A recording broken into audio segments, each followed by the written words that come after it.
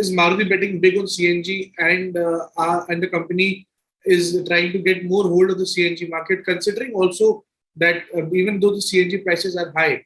So what is your outlook on CNG and why this move being done for the next hour? Yeah, so CNG is a very, very environment friendly fuel. So it's obviously helps us contribute to the for usage of economic of environment friendly fuel. At the same time, not just the environment friendliness of the fuel, but also the fact that the running cost of CNG is still low. Compared even after the increased CNG prices, still low compared with the diesel or the petrol. For a Wagoner, for example, the CNG running cost would be around 2 rupee 50 paise per kilometer, as against almost for 4 rupees 75 rupees for petrol and diesel. So I think it's from an economic point of view, running cost also. It makes sense to have CNG, and that's why we have seen such a lot of interest in the CNG market. And in fact, this year, Maruti Suzuki will probably be selling 360 to 400,000 CNG vehicles. This compares very favorably with about 230,000 odd vehicles that we sold. It's 234,000 last year.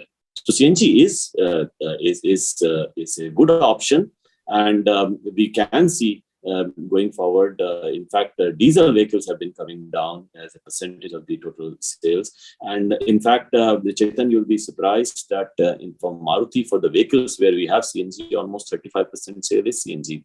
And on an overall portfolio, 20% of the Maruti Suzuki sales are CNG. And is more SUV coming up in this financial year. Can we expect that in the January to March quarter?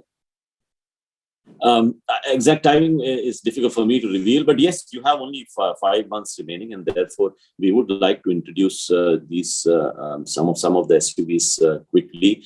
And remember, Chetan, we had this long discussion last time that is also central to our regaining the market share, because in the non-SUV market, while our market share is upwards of 65%, it is because we have a smaller market share in SUV that brings down the overall market share to below 50%. So we would like to achieve that 50% number. That has been a stated objective, and SUVs form an important part of that strategy.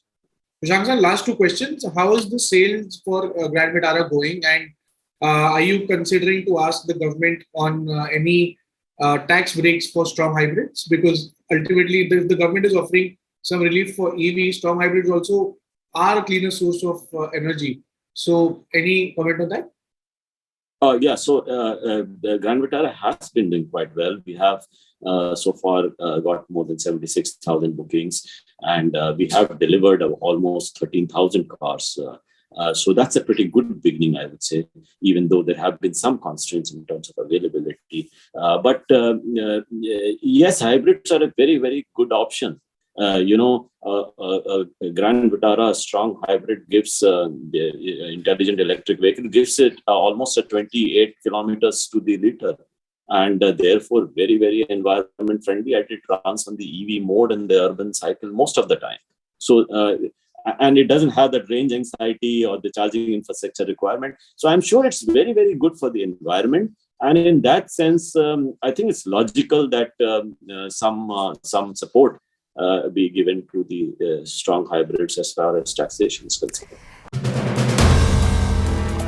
If you like the video, do like, comment, share and subscribe.